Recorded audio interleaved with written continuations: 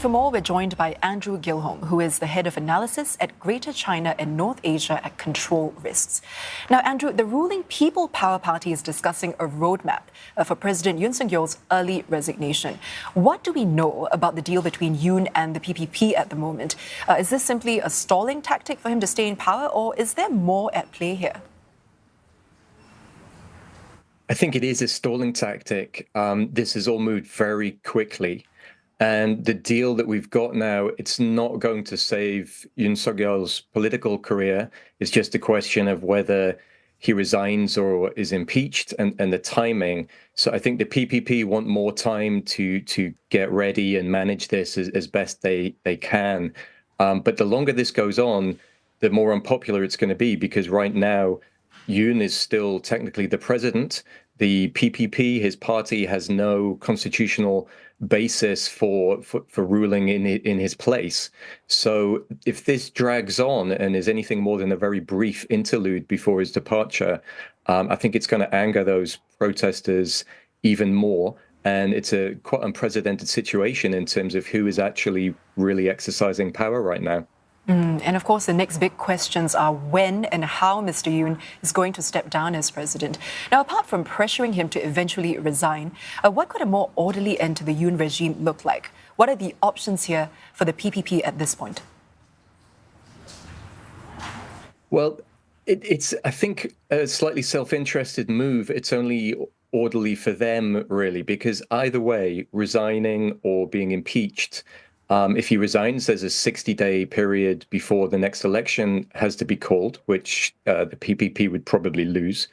If he's impeached, that actually would take longer because the Constitutional Court has to review and either uphold or block that, which is another round of uncertainty because there's currently several vacant seats on the court. So that would be another period of uncertainty and probably more protests around that. So there's nothing here that looks very orderly. And to be honest, the more they stall like this, the less orderly it might get, because protesters will get increasingly frustrated.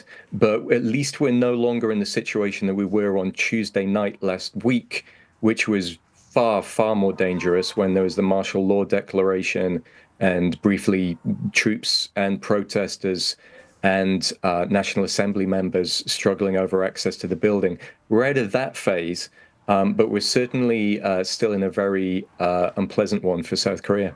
And fueling all that uncertainty, the opposition has vowed to keep trying to get Yoon impeached until that bill is passed in Parliament. Now, despite their persistence, what are the odds of this actually happening, and how long is this process likely to take? It all depends on whether the PPP can work out some arrangement with Yoon. I think most PPP members would rather that he resigns, because it's going to look very bad for them. This would be the second Conservative Party president to be impeached, which would be extraordinary. So they're keen to avoid that.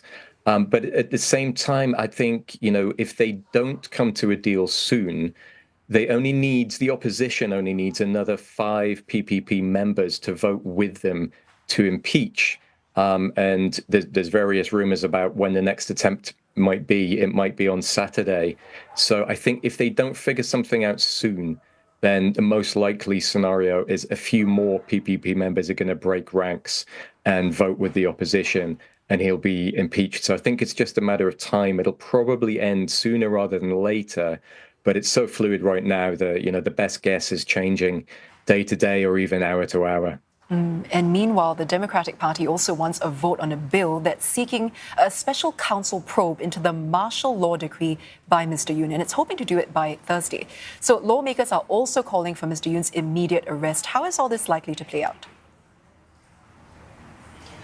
That part of it is a bit more difficult to predict. It seems certain that Yoon is in serious trouble because he declared martial law under circumstances that look pretty clearly to most people like there wasn't sufficient basis for that to be constitutional. The crimes of insurrection and treason are the only 2 in South Korea that are not subject to presidential immunity. And he's probably, based on past precedent, going to end up convicted of something and serving jail time beyond his term. So it looks very bad for him, because this isn't just the kind of scandal and crisis we've had in the past, usually involving corruption allegations around presidents or sometimes more sort of technical irregularities.